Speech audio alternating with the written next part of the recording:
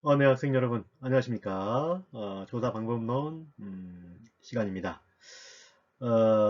이번 주부터 우리 그 PPT가 가로에서 세로로 바뀌었습니다. 뭔가 좀 새롭지 않습니까? 세로로 바뀌어서 여러분 오히려 이게 더 보기에 시원하지 않을까? 우리 책 모양으로. 그래서 이 모양이지만 여러분 새롭게 봐주시고 함께 해주시기를 부탁을 드리겠습니다. 예, 이번 주도 화이팅입니다!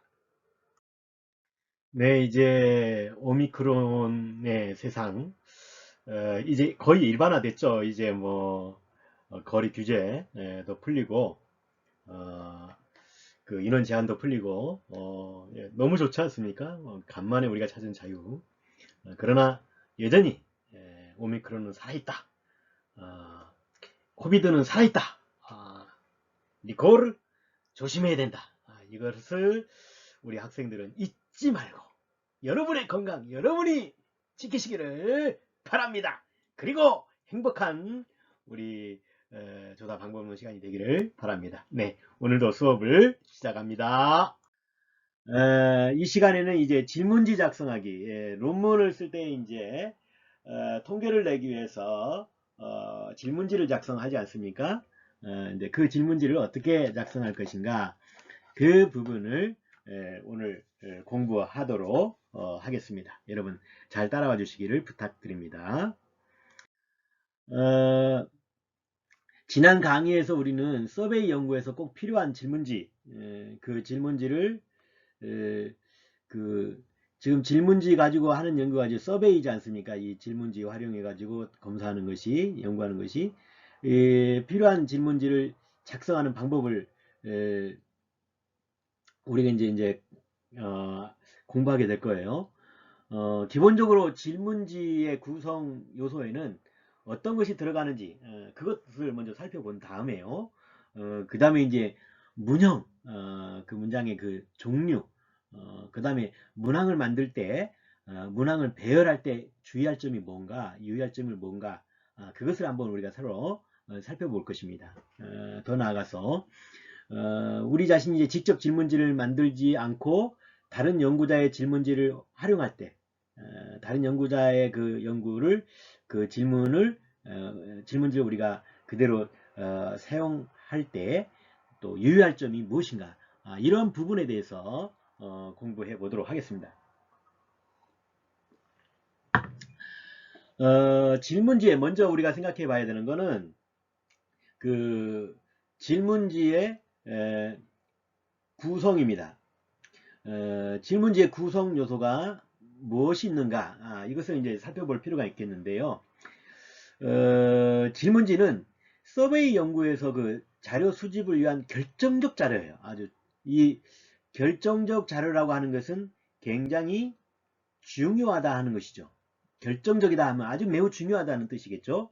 그래서 연구자가 가설을 검증하기 위해서 필수적인 자료를 수집하고 어, 그 수집하는 그런 도구죠. 이게 설문지가. 근데 질문지를 얼마나 잘 만드느냐, 이 질문지를 어떻게 만드느냐 하는 것은 자료 분석에서 결정적인 영향을 미치는 거예요. 그러니까 이 질문을 잘못 뽑아가지고 그 분석에서 굉장히 어려워하는 경우가 때로 있거든요. 그러니까 그런 부분에서 우리가 조심을 해야 돼요. 그러니까 그런 차원에서 바라본다면 이 질문지 작성하는 것이 이 질문지 작성이 그만큼 중요한 것입니다. 이게 사실 그 서베이 연구에서 좋은 질문지는 그 자체로 연구 수준을 결정할 정도라고 그렇게 볼 수 있을 정도로 이게 정말 중요한 것입니다. 이제 여러분이 논문을 쓰게 된다면 이 부분들을 확인하게 될 것인데요. 서베이 연구를 위해서 조사 과정에서 설문지를 활용할 때 연구자는 연구 대상과 만나 가지고 상세하게 그들의 이야기를 들을 수 없기 때문에 가능한 연구자가 원하는 자료를 정확하게 얻을 수 있도록 뭘 해야 하는 것이냐? 질문지를 잘 구성해야 한다는 거예요. 일일이 만날 수 없고 인터뷰할 수 없으니까요. 그래서 이 질문지를 잘 해야 틈을 놓치지 않고 이렇게 잘 할 수 있겠죠. 정말 중요한 질문을 놓쳐버리면 안 되잖아요. 연구에서. 그래서 이 점을 고려해 가지고 질문지의 구성에 들어가는 요소들 그것이 무엇인지를 생각해 보도록 하겠습니다. 아마 이 강의를 이 교재를 읽는 우리 학생들은 지금까지 살아오면서 그 질문지에 응답해 본 경험이 있을 것입니다. 때로 뭐 도로 길을 가다가도 누군가 해서 뭔가를 이렇게 물어본다든지 그랬을 때 뭐 체크 이렇게 하는 그런 경우가 좀 있었을 것 같아요. 자신의 경험에 비추어서 보면 이 질문지에 어떤 것들이 들어있는지를 생각해 봅시다. 우선 응답자들에게 질문지에 대해서 설명하는 내용이 있어야 돼요. 응답자들에게 그 질문지를 받아가지고 그 질문지를 체크하는, 그러니까 그 사람들이 응답자죠. 우리가 질문지로 질문하고 그 다음에 그 질문지에 의해서 응답하는 사람, 그 응답자가 지금 내가 이렇게 왜 이런 조사를 하는지에 대한 설명이 있어야 되죠. 뭐 내가 박사 학위를 쓰면서 이것을 이 주제를 연구하는 그런 과정 속에 있고 나는 누구고 뭐 이런 어떤 설명들이 있어야 되는 것이죠. 또 필요한 경우에 따라서는 어떻게 응답해야 되는지 그 방법까지도 알려줘야 하는 경우가 있습니다. 안내해야 되는 그런 경우도 있는 것이죠. 그리고 이제 응답자에게 응답을 요구하는 문항이 있을 것입니다. 그렇죠? 이제 그 당연히 있죠. 그걸 묻기 위해서 질문지를 하는 거니까. 이 외에 이제 들어가는 것이 몇 가지가 더 있습니다. 그럼에도 크게 본다면 질문지는 질문지 안내와 문항으로 구성된다. 질문지, 질문지 안내와 문항으로 이렇게 크게 두 가지로 구성이 된다. 라고 구분이 된다라고 말할 수 있겠습니다.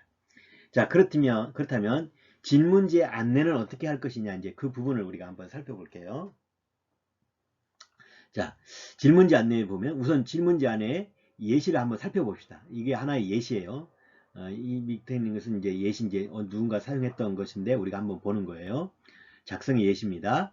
자, 우리가 지난주에도 늘 이 주제 가지고 예를 들었죠, 많이. 교사의 행복감에 영향을 주는 요인 파악을 위한 조사지. 주제가 이제 교사의 행복감이에요. 그죠? 그 주제를 가지고 이제 그것을 조사하기 위한 이 조사지가 되겠죠, 이게.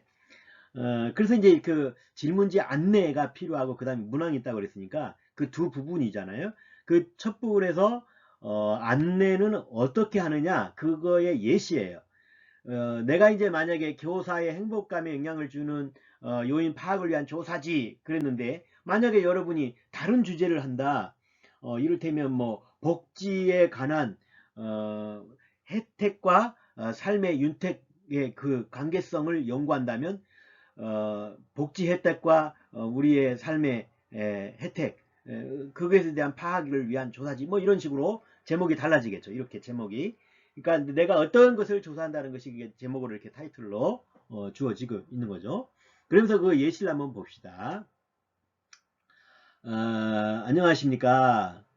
이 연구는 교사가 느끼는 행복감에 영향을 주는 요인을 파악하기 위한 조사지입니다. 여러분의 개인적인 생활 및 학교에서 근무하면서 느끼는 일상적인 인식에 관하여 답하도록 구성되어 있습니다. 이렇게 일상적인 인식에 대해서 답하도록 구성되어 있다. 설명을 하죠, 지금. 이 연구에서 여러분의 정확한 응답은 매우 소중합니다. 이제 여러분이 해주는 건 장난스럽게 하지 말고 진중하게 해달라. 아주 중요한 것이다. 이렇게 설명하는 거죠, 지금. 이 조사지에 제시된 문항에서 정답은 없다. 그러니까 내 생각을 적는 거예요. 내가 느끼는 것을 적는 거죠. 그러니까 일반적으로 왜 답이 있느냐, 그 답을 찾아서 하는 게 아니라 내 생각, 내 느낌, 내 것에 대해서 표현하는 거예요, 이 질문지는. 그래서 거기에 대해서 답은 따로 주어지지 않는다, 없다 라고 지금 하고 있고요. 주어진 질문과 관련해서 여러분이 평상시에 생각하거나 행동하는 것을 그대로 응답해 주시면 되겠습니다. 여러분의 응답 내용은 숫자로 전환되어서 통계 처리되기 때문에 여러분의 응답에 대한 비밀은 철저히 지켜집니다. 이제 응답은 숫자로 전환이 되고 통계 처리되어서 여러분 개개인을 향한 어떤 비밀은 철저하게 지켜진다 하는 것을 이제 밝혀놨고요. 그러니까 개개인의 것이 책에 실려버린다. 이름까지. 그러면 누가 그걸 쓰려고 하겠습니까? 그죠? 그러니까 그것에 대해 안심을 시켜주는 거죠. 그리고 이제 전체 문항은 40문항이며 이 사람은 40문항을 가지고 있었어요. 그러니까 또 여러분은 뭐 40문항이 될 수도 있고 50문항이 될 수도 있고 60문항이 될 수도 있고 30문항이 될 수도 있는 거예요. 어쨌거나 내가 채택한 문항의 수를 소개하는 거죠. 지금 40문항이며 마지막까지 최선을 다해서 응답해 주실 것을 부탁을 드립니다. 여러분의 소중한 응답에 다시 한번 감사드리면서 응답이 끝나신 후 바로 제출해 주시면 좋겠습니다. 몇 년 몇 월 며칠 어느 대학교 대학원 교육학 석사과정생 누구누구 그리고 전화번호 이메일 주소 뭐 이런 건 또 구체적으로 이렇게 안 써도 돼요. 뭐 개인 정보 노출이 될 수도 있고 하니까 이거 뭐 전화번호나 이메일 같은 경우는 굳이 쓰지 않아도 되겠다 하는 것을 알려드리고 말씀을 드립니다. 이렇게 이제 제시된 질문지 안내를 보면 응답자의 응답자 10회를 위한 기록 장치, 질문지에 대한 소개, 그리고 응답자 답변에 대한 요청, 응답하는 방법에 대한 안내 예시, 그리고 연구자의 소개 및 연락처 등이 이제 주로 들어가는 것을 보게 됩니다. 이런 내용은 일반적으로 질문지의 첫 페이지에 함께 게시되는 것이 일반적입니다. 그래서 이에 대해서 다시 한번 더 상세히 살펴본다면 다음 페이지에서 한번 더 볼까요?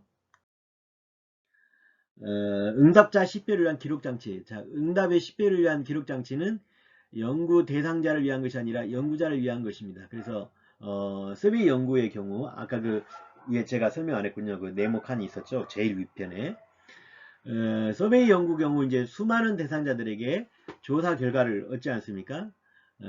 그런데 이제 응답을 하는 과정에서 각 질문지에는 연구 대상자 그 각자의 고유한 응답이 기록되지만 그러나 연구 대상자의 사생활 보호 측면에서 연구 대상자의 이름을 적을 수는 없습니다. 연구 대상자의 이름을 적으라고 할 수는 없어요. 이에 이제 그 연구 대상자가 응답한 각각의 질문지에 코드를 붙여서 조사 자료를 관리하게 되는 거죠. 뭐 1-1 뭐 이런 식으로.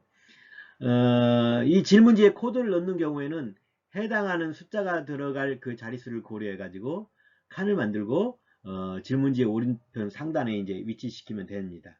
그래서 이제 질문지에 이제 코드를 부여할 때는 사전에 코드를 부여할 수도 있고 자료 수집 이후에 코드를 붙여도 되는 거죠. 그러니까 그 빈칸을 이제 내가 쓰게 되는데 연구자가 쓰게 되는데 그래서 이제 그 받아서 이쪽 부류는 이렇게 이제 자기 나름의 그런 어떤 코드를 부여해 가지고 쓸 수 있는 거죠. 나중에 연구를 위해서. 그러니까 이제 거기에는 이제 미리 그 써 놓을 수도 있고 아니면 다 걷어서 다 응답한 다음에 걷어서 쓸 수도 있고 뭐 그거는 뭐 연구자가 이제 편한 대로 할 수 있겠고 또는 그것은 안 해도 되고 또 필요하다면 또 해야 되겠지만 어쨌든 그런 과정이 있다는 거 일반적으로 종종 질문지의 그 코드 자리를 아예 잡아놓지 않고 자료 수집 후에 빈 여백에다 그냥 연구자가 적당히 필기하는 손으로 이렇게 수기하는 그런 경우도 있습니다. 사전에 이제 코드를 붙이는 경우에는 질문지 그 인쇄 과정에서 코드를 넣을 수 있게 작성해 가지고 인쇄한 후에 이제 그 표집의 방법에 따라서 번호를 부여하면 되는 것이죠. 예를 들면 이제 무작위 일 때는 표집을 해서 1000명에게 조사를 할 경우 조사지에 0001에서 1000까지 숫자를 기입하면 되는 것이겠고 또 이제 그 총화 표집을 하기 위해서는 지역과 특정 기관 그리고 또 연구 대상자를 구한 경우에는 일을 나누어서 번호를 부여해도 되는 것이죠. 그러니까 각자 자기 나름의 어떤 방법을 가지고 하면 되는 거죠. 지역을 뭐 20개로 나눈다. 큰 전국으로 하는데 그럼 뭐 서울은 1번을 하고 경기도 2번을 하고 뭐 이런 식의 이제 번호를 나름대로의 그 코드를 부여하는 거예요. 그러니까 이건 뭐 어떤 방식이 있는 게 아니고 내 나름을 하는 거예요. 그러니까 그걸 넣고 싶으면 넣는 것이고 아니면 내가 손으로 그냥 이거 부산 거야. 그래서 1, 2, 3, 4 이렇게 써 넣을 수도 있는 것이고 그런 거예요. 그러니까 그거는 뭐 굳이 뭐 꼭 있어야만 하고 뭐 그런 건 아니에요. 예. 없을 수도 있고 없어도 되고 그러는 겁니다. 예. 이제 꼭 이제 그게 필요하다면 지방적인 지역적인 어떤 것이 특성이 있어가지고 그걸 따지는 것이라면 꼭 해야 되겠죠. 그러나 그런 것이 아니라고 한다면 굳이 뭐 그렇게까지 할 필요는 없을 것 같기도 해요. 어쨌든 편리에 따라 하는 거죠. 연구의 방향에 따라서. 그리고 이제 질문지에 대한 이제 소개를 해야 되겠죠. 이 질문지는 어떤 것인지 그 소개를 해야 되겠죠. 응답자의 식별에 관한 기록 장치. 이건 뭐 그렇게 중요한 건 아니었어요. 할 수도 있고 해도 되고 안 해도 되고 특성에 따라서 전국적인 것을 한다면 뭐 반드시 해서 이제 서울 지역, 경기 지역, 충청 지역, 경상도, 전라도 뭐 이런 식의 표기는 해야 되겠죠. 그러나 이제 그런 것이 아닌 국지적인 어떤 것이라면 굳이 그렇게 뭐 복잡하게 할 필요는 없을 것 같아요. 제가 보기엔. 자, 그렇고 질문지에 대한 소개. 대부분의 그 질문지에는 연구 대상에게 연구 목적을 알리기 위해서 질문지 제목을 달기도 해요. 아까 그 처음에 한 것처럼 뭐라고 그랬습니까? 그 질문지 교사의 행복감에 영향을 주는 요인 파악을 위한 조사지 그렇게 큰 타이틀로 그렇게 했었죠. 그러니까 내가 어떤 연구를 하는지 그 목적이 뭔지를 질문지 제목으로 이렇게 달아놓기도 하죠. 이제 그리고 이제 질문지에 묻고자 하는 것이 무엇인지를 소개하는 내용을 넣기도 해요. 질문지에 묻고자 하는 내용이 무엇인지, 이 질문지의 내용이 무엇인지, 어떤 것에 대해서 묻고 있는지를 넣기도 하죠. 그리고 이제 질문지에 대한 소개를 너무 자세하게 하는 경우에는 연구 대상자가 그 내용에 영향을 받아가지고 응답하는 과정에서 편파적으로 응답할 수도 있기 때문에 적정한 수준에서 소개하는 게 좋아요. 너무 세세하게 막 해가지고 그러면 나는 이렇게 해야지. 이렇게 이제 되어지지 않도록 적당하게 하는 것이 이제 중요하다 하는 것입니다. 그리고 이제 연구 대상자가 연구의 목적과 연구 내용을 이제 개략적으로 이해할 수 있을 정도만 소개를 해주면 돼요. 그리고 이제 외부의 지원을 받는 경우에는 이것은 명확하게 기입하는 것이 좋습니다. 누가 협력하거나 그런다면 또한 그 학위 논문의 경우에는 학위 논문을 목적으로 조사하는 것임을 밝히는 게 좋겠죠. 그래서 이제 거기에 기입하는 사람이 이 사람이 왜 이런 것을 어디로 쓰는 건지를 알아야 되겠으니까. 이제 그리고 응답자의 답변에 대한 요청을 좀 해줘야죠. 서베이 같은 경우에는 이제 연구 대상자가 질문지에 성실하게 응답한 결과를 모두 수거해가지고 자료를 확보하는 것이 중요하지 않습니까? 그래서 이제 연구 대상자가 질문지에 잘 응답하여 제출을 하도록 요구하기 위해서 질문지 첫면에 응답자의 정직하고 성실하게 응답해달라고 요청하는 글을 제시할 필요가 있는 거죠. 이제 이에 따라서 이제 주로 응답자의 그 성실한 응답이 연구를 실행하는데 매우 중요한 것입니다. 그러니까 질문에 정답이 정해져 있지 않다는 거 이거를 말해줘야 돼요. 그 사람들은 또 은근히 틀리는 걸 싫어해요. 정답을 찾으려고 해요. 이 질문을 딱 왔으면 내가 생각하는 것, 내가 행동하는 것 그것을 써야 되는데 그 질문에 정답을 찾아가지고 그 정답을 기입하려고 하는 경우가 덜어 있다는 말이죠. 왜냐? 이제 개인적인 것이 이제 개인 정보는 공개되지 않는다는 것을 말해줘야 되겠죠. 그 이제 자기 개인적인 정보가 되면 나라는 사람이 그렇게 했다는 것이 밝혀지고 하면 또 별로 뭐 그렇게 즐거운 것은 아니니까. 그래서 이제 그렇게 질문지 정답이 정해져 있지 않다는 것과 여러분의 생각이 정답이라는 거, 정답이라고 말하면 안 되겠죠. 그것이 맞는 거라, 그것을 얻는 거라고 이렇게 표현하고, 개인의 응답은 절대로 공개되지 않는다, 보호된다, 하는 점을 고지해가지고 알려줘서 응답자에게 안심하도록 해줘야 되는 거죠. 그리고 이제 끝까지 정직하고 성실한 응답을 요청하는 진술을 응답자에게 응답의 책무성을 부여해 주는 것도 좀 괜찮은 것 같아요. 그런데 또 그걸 너무 심하게 한다면 뭐 이렇게 주종 관계도 아니고 어떤 깊은 관계도 아닌데 그렇게 너무 강압적으로 부탁할 수는 없겠죠. 기분 나쁘게 그렇게 할 필요는 없어요. 그리고 이제 연구 대상자와 대면해서 조사하는 경우에는 조사 기간, 언제부터 언제까지, 해수 방법을 기술하지 않아도 됩니다. 왜냐하면 직접 만나가지고 하는 거니까. 그러나 이제 대면하지 않는 경우 조사 기간을 알려주고 조사 기간이 끝나기 전에 응답한 결과를 기입해가지고 질문지를 해소할 수 있는 방법을 안내하는 것. 이것도 이제 중요합니다. 요즘은 뭐 이메일을 통해서 보내기도 하고 카톡을 통해서 보내기도 하고 그러면 언제까지 이걸 보내주셔야 된다 이렇게 기간을 알려줘야 그 응답자가 거기에 맞춰서 응답을 해서 이제 보내주기도 하겠죠. 그러니까 이제 그런 기간을 정해주는 거. 직접 만나서 한다면 뭐 그런 기간이 뭐가 필요했어요? 기간이 없잖아요. 대화하는 순간이 그 기간인데. 그러니까 그럴 필요는 이제 없겠죠. 그렇게 하고 이제 응답하는 응답하는 방법에 대한 안내 그리고 그 예시를 한번 볼까요? 연구자가 그 직접 연구 대상자를 만나서 조사하는 경우에는 문항이 어렵게 구성되더라도 응답 내용을 어떻게 기입해야 될지 직접 설명할 기회가 있잖아요. 직접 내가 간다면. 근데 이제 서베이 연구에서 연구자는 연구 대상자를 직접 대면하지 않는 경우가 대부분이에요. 많은 수백, 수천까지는 안 가지만 그 많은 사람들 어떻게 일일이 다 만나서 합니까? 그렇죠? 그러니까 이제 이때는 이제 설문지에 대해서 어떻게 응답해야 되는지 문항만 보고 판단해야 되잖아요. 응답자는. 따라서 자기 기입식으로 응답자가 직접 응답해야 하는 경우에 직관적으로 응답하기 어려운 문항의 경우에는 문항의 구조를 쉽게 이해하기 어려운 연구 대상자들을 대상으로 쉽게 이해하기 어려운 대상자들을 대상으로 조사할 경우에 등에는 질문지의 그 문항에 응답하는 방법을 설명하고 예시를 들어주는 것 이게 필요해요. 특히나 이제 아동을 대상으로 조사하는 경우에는 이것을 상세하게 안내하는 것이 좋습니다.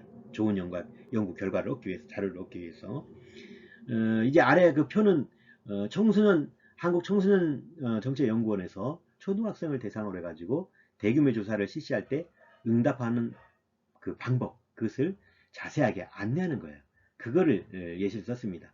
그래서 여기에 보면 표시하는 방법 다음 질문 다음에는 4개 대개 1에서 4 또 1에서 5 있죠? 1, 2, 3, 4 까지의 숫자 중 하나를 골라서 답을 하게 되어 있습니다. 이게 4개 중 하나. 아래의 문장을 읽고 여러분이 생각할 때 전혀 그렇지 않다면 1에 전혀 그렇지 않습니다. 그러면 1에 동그라미 표시되어 있죠. 그렇지 않은 편이란 아니다. 2 뭐 이런 식으로 자기에 해당되는 표에 동그라미를 그려주십시오 하고 이렇게 예시를 했단 말이에요. 이렇게 이런 식으로 해줘야 실수가 없는 거예요. 또 어떤 애는 장난스럽게 막 2개, 3개 막 그려놓고 그러는데 하나만 해달라 이렇게 할 필요가 있겠죠. 그 다음에 연구자 소개하고 연락처 연구하는 사람이 누구인지 정확하게 밝혀주는 것 여러 가지 측면에서 이제 필요하고요. 자료 수집 단계에서 고려해야 될 연구 윤리를 위해서도 필요하면 연구 대상자가 질문지에 응답할 때 연구자에 대한 신뢰를 가지게 하는 측면에서 필요합니다. 그러나 요즘 같은 경우는 이제 개인정보, 개인신상정보가 이렇게 중요시 여기는 이때에는 굳이 뭐 내 전화번호까지 밝힐 필요는 없을 것 같아요. 그러니까 내가 어느 대학 어디에서 연구하고 있다. 이 정도 어느 학과에 있다. 라고 하는 정도까지만 알려주면 뭐 그래도 괜찮을 것 같아요. 그 뭐 굳이 뭐 자기 전화번호까지 뭐 또 혹은 자기 뭐 집 주소까지 뭐 그렇게까지는 할 필요가 없지 않습니까? 예. 그리고 이제 문항에 대해서 보면 질문지의 핵심 내용은 구체적인 문항입니다. 핵심 내용은 문항이에요. 그래서 질문지 대부분은 연구자가 조사하고자 하는 내용의 문항으로 구성이 되죠. 문항은 연구자가 가진 연구 변수와 관련된 자료를 얻기 위한 것입니다. 따라서 문항은 연구자가 자기의 연구 변수를 가장 잘 드러날 수 있도록 만들어야 되는 거예요. 이 질문지를 그렇게 만들어야 돼요. 정말 중요해요. 이것을 위해서 이제 문항을 만들기 전에 조작적인 정의를 명확하게 하는 것이 좋습니다. 예를 들어서 종교라고 하는 변수, 이 종교라고 하는 어떤 변수를 조작적으로 정의할 때 단순히 종교가 있는지 없는지의 유무로 할지 종교가 있습니까? 없습니까? 라고 할지, 아니면 종교 행위에 대한 열심의 정도로 할 것인지, 종교 행위에 대한 열심 정도로 할 것인지, 아니면 종교와 종교 활동의 열심 정도로 결합해 가지고 생활 건지에 따라 문항 구성이 달라지게 돼 있어요. 그러니까 그것을 다 결정을 해야 되는 거죠. 문항을 구성하기 전에 자신의 연구 변수를 정리해보고 문항을 작성한 후에 배치를 하게 되는 것이죠. 일반적으로. 조사 연구에서 문항의 그 영역은 크게 그 네 가지로 구분할 수가 있겠습니다. 응답자의 그 사회적인 그 사회 그 인구적인 특성 관련 변수, 혹은 이제 독립 변수, 더 나아가 종속 변수, 통제 변수, 이런 문항 영역을 나눌 수가 있어요. 우선 이제 응답자의 사회 인구적인 특성 관련 변수를 묻는 문항을 한번 볼까요? 이것은 정보의 그 경우 개인이 드러내기를 원하지 않는 정보가 대부분이에요. 그죠? 개인정보를 누가 이렇게 쉽게 주길 바랍니까? 원합니까? 그 다음으로 이제 독립 변수, 종속 변수, 통제 변수와 관련한 문항을 보면 이 변수와 이제 관련한 문항은 가설에서 아주 정한 변수와 연관이 되어서 이제 질문을 구성하는 것이 일반적인 것이요. 것인데 이제 변수의 조작적 정의를 고려해서 문항을 구성해야 됩니다. 우리 지난주에 배웠죠. 그 독립 변수나 종족 변수에 관련된 문항의 경우 기존 선행 연구에서 작성한 문항을 활용해 가지고 만들어도 되는데 또한 표준화된 문항이 존재하는 경우에라면 그것을 사용해도 돼요. 그거 표준화된 문항을. 다만 이제 보고서나 논문을 발표할 때 자신이 만들지 않고 기존에 있는 문항을 사용할 경우에는 문항의 출처를 반드시 밝혀야 돼요. 안 그러면 표절이죠. 그래서 반드시 밝혀야 되는 거예요. 또한 이제 선행 연구를 분석하면서 부록 등에 게시된 질문지를 참고하면서 독자적인 문항을 개발할 수도 있습니다. 그래서 이제 그 조사 문항의 경우에 이제 어떤 문항이 구체적으로 들어가야 할지 문항 구성 준비를 미리 작성해 두고 이것을 근거로 해가지고 문항을 작성하는 것이 좋아요. 그렇게 하는 것이 방법론적으로 좋습니다. 그리고 이제 교사들의 행복감에 영향을 주는 요인에 대한 연구를 하는 경우에는 가정해서 문항의 준비표를 작성해서 본다면 아래와 같습니다. 이제 여기서 보면 사회 사회 인구적 특성, 통제 변수, 아까 말씀드렸죠. 독립 변수, 종속 변수, 그래서 성별, 남성과 여성 중에서 어디에 해당하는지 묻는 것, 문항수 한 개로 해야 되겠다. 통제 변수로 사용한다. 비교해 이렇게 어디에 사용할지, 연령, 출생 연도를 묻는 질문 하나로 해야 되겠다. 통제 변수로 사용한다. 결혼 여부, 응답하는 현재 결혼 상태인지를 묻는 문항, 한 문항으로 하겠다. 통제 변수로 사용한다. 가구의 소득, 응답자가 속한 가구의 구성원이 벌어들인 소득은 월 평균하여 묻는 질문. 월 얼마나 가족들이 벌고 있는지 이 문항수는 한 개로 통제 변수로 사용하겠다.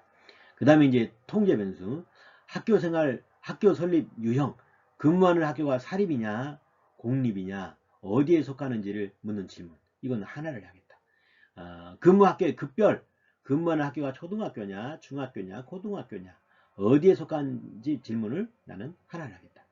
이게 이제 통제 변수였고, 독립 변수로서 가족관계 만족도에 관한 항목, 가족의 관계에 대한 만족을 파악하는 질문 하나 하겠다.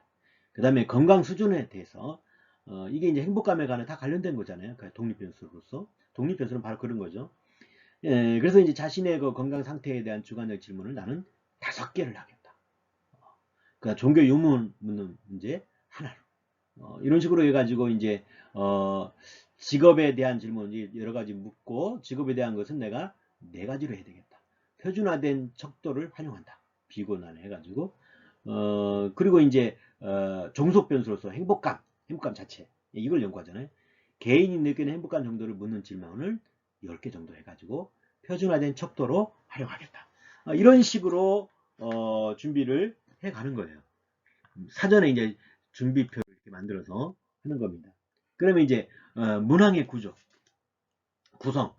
여기서 이제 질문지의 핵심 사항의 문항을 구성할 때 고려할 점들을 살펴보는 것, 이제 한번 살펴봐요.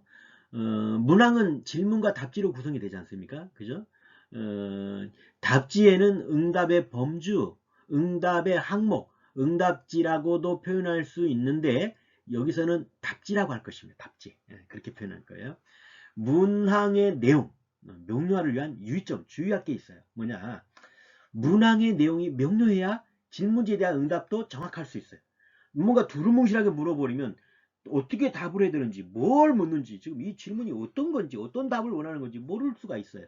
그러니까 그런 것들이 명료해야 돼요. 명료. 그래서 그렇게 명료하기 위해서 첫 번째 뭐가 필요하냐? 한 문항에는 한 가지만 질문해요. 한 문장 안에 두 가지 질문을 할 때가 있단 말이에요. 그런데 이렇게 하지 말고 하나의 질문 하나는 한 항목에는 그냥 하나의 질문을 하라. 여러 가지 질문을 하지 말고. 그래야 명료해지는 거죠.